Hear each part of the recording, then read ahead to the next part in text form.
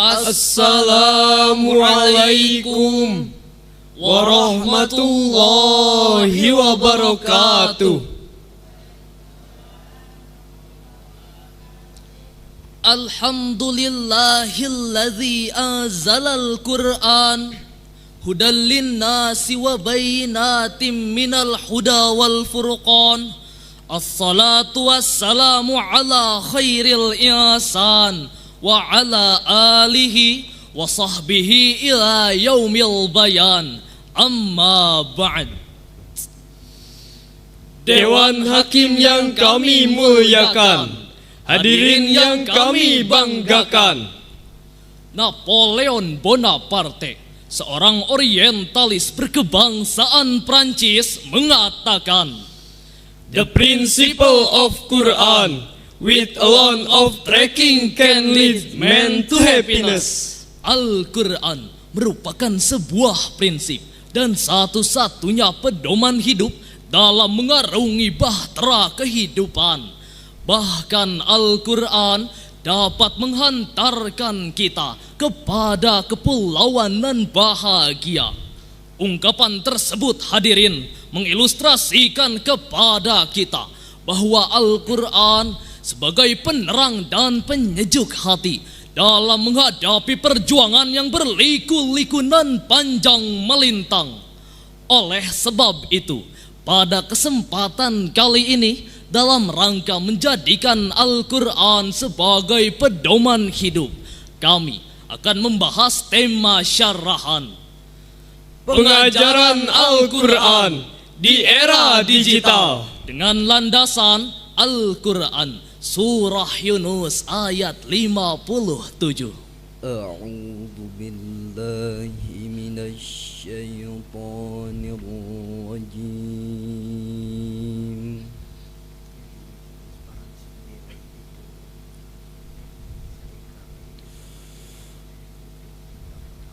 Bismillahirrahmanirrahim.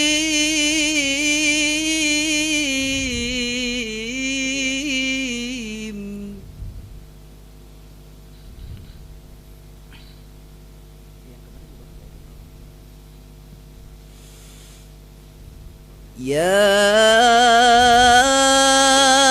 ayyuhan nasu qad ja'atkum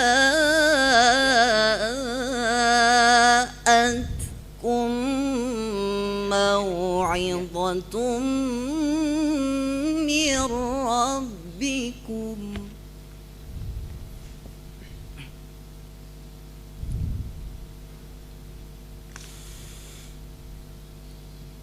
Qad ja'atkum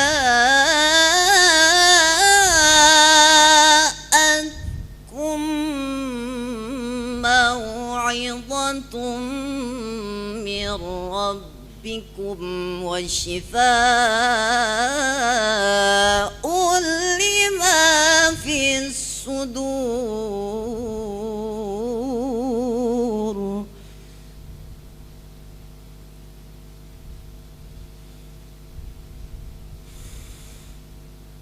Wa hudan wa rahmatul lil mu'minin.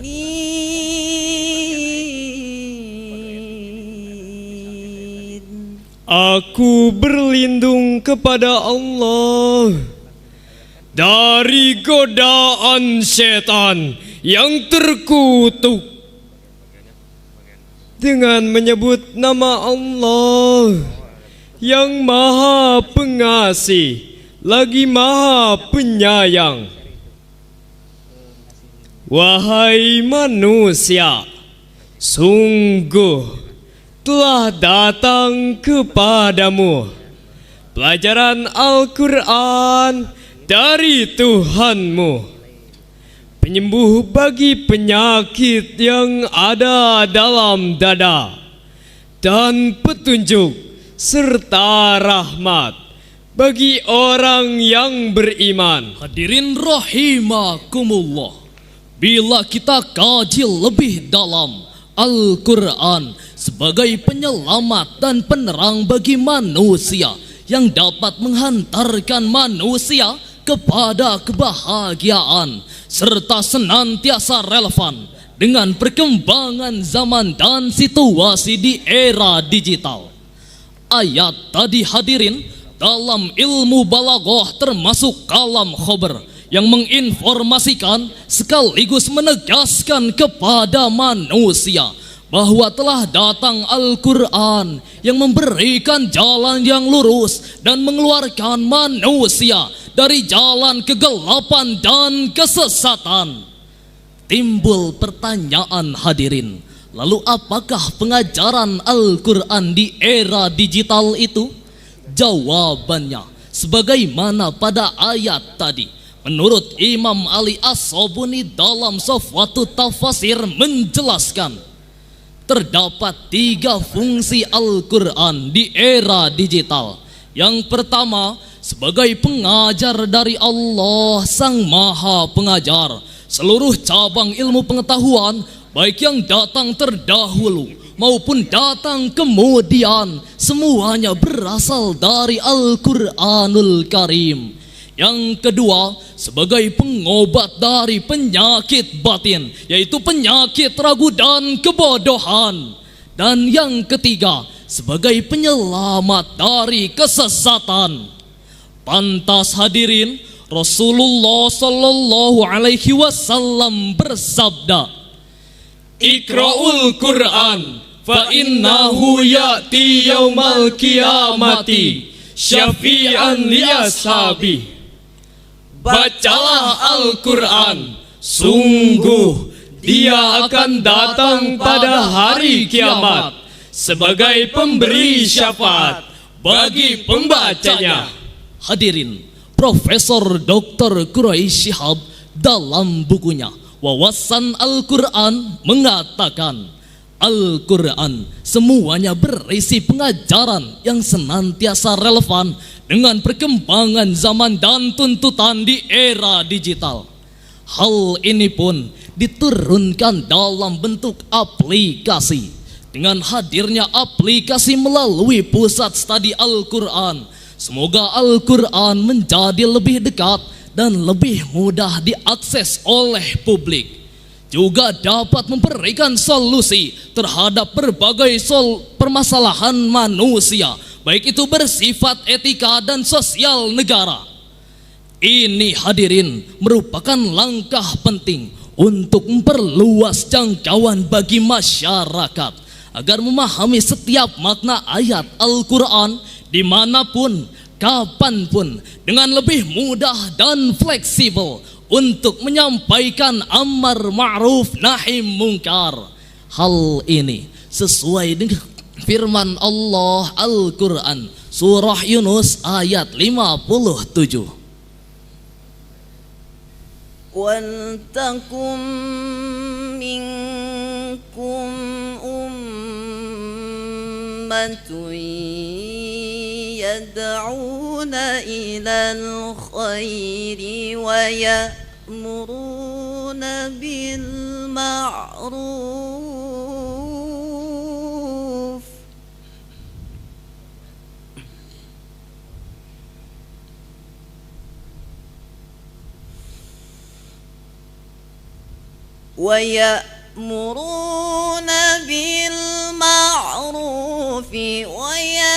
وَيَنْهَوْنَ عَنِ الْمُنْكَرِ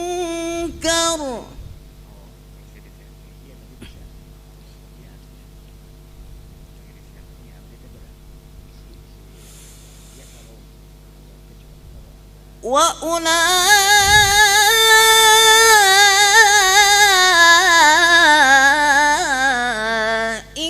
هُمُ الْمُفْلِحُونَ.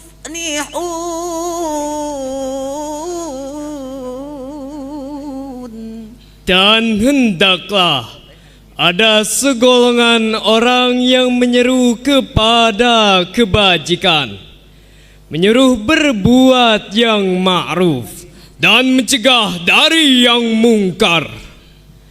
Dan mereka itulah orang-orang yang beruntung. Hadirin rahimakumullah, ayat tadi, menurut Imam Ali As-Sobuni dalam suatu tafsir menjelaskan, hendaklah di antara kamu terdapat sekelompok umat yang berdakwah menuju Allah, menyeru kepada yang ma'ruf dan mencegah dari yang mungkar. Pengajaran Al-Quran di era digital merupakan bagian dari upaya untuk mempersiapkan diri sejak dini agar terampil dalam memahami, melaksanakan dan mengamalkan isi kandungan Al-Quran. Sejalan dengan ayat tadi, Rasulullah Sallallahu Alaihi Wasallam menegaskan, apabila di antara kamu melihat kemungkaran, maka rubahlah dengan tangan. Apabila tidak mampu merubah dengan tangan, maka rubahlah dengan ucapan. apabila tidak mampu merubah dengan ucapan, Maka rubahlah dengan hati. Sungguh merubah dengan hati merupakan cerminan dari iman yang lemah. Hadis riwayat Muslim nomor 49.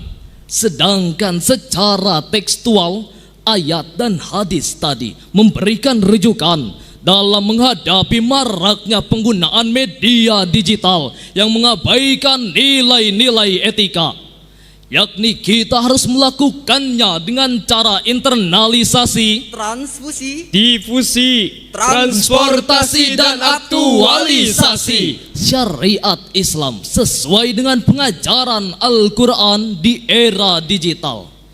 Mengingat betapa pentingnya hal tersebut, kami menghimbau kepada umat Islam, yang pertama kepada kaum terpelajar, baik itu para mahasiswa, para santri, para mubaligh dan para guru, untuk terampil dalam penggunaan teknologi supaya tercapainya tujuan pengajaran Al-Quran di era digital.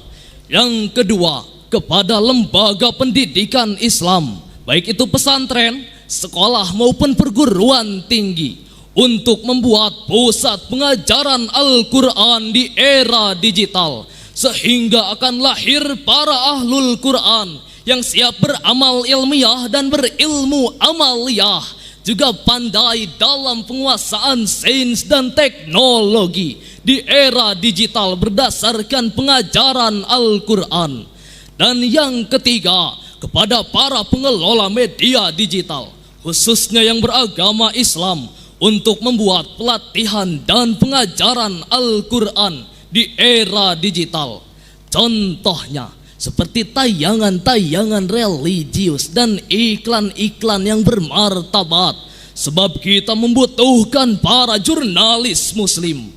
Hal ini sesuai dengan firman Allah Al-Quran, surah Al-Isra ayat 9. Inna hadzal Qur'ana Sedikit akan tergeser dan lahir media digital yang siap merespon dan mengelola deras arus informasi, membentuk wadah akhlak, wadah akidah dan wadah amal soleh. Bagi kita yang melakukan amal-amal tersebut, maka telah melakukan amal baik, sebab bermanfaat bagi diri sendiri, keluarga dan nusa bangsa. Dari uraian tersebut dapat kami simpulkan bahwa saat ini penggunaan media digital mulai mengabaikan nilai-nilai etika. Untuk menghadapi hal tersebut, umat Islam membutuhkan pengajaran Al-Quran di era digital dan sumber daya insani yang siap menjadi muwahhid, mujadid, dan musyadid untuk mengelola arus informasi di media digital menjadi manfaat dan maslahat bagi kehidupan individu, keluarga, serta ummah. Demikian yang dapat kami sampaikan. Kami tutup dengan sebuah pantun. Mati listrik, badan kepanasan, harus tidur dalam kegelapan. Al-Quran adalah sumber pengetahuan Di era digital yang penuh tantangan, Wabillahi taufik wal hidayah, wallahul muwafiq ila aqwamit thariq. Wassalamualaikum warahmatullahi wabarakatuh.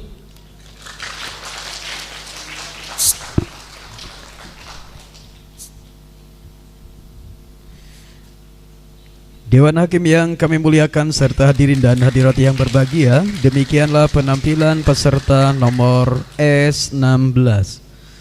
Selanjutnya kami panggil peserta S17 akan membawakan judul syarahan Menggapai Keluarga Sakinah dalam Perspektif Islam dengan rujukan Al-Quran Surah Ar-Rum ayat 21, penggalan Quran Surah At-Tahrim ayat 6, dan Quran Surah At-Tur ayat 21.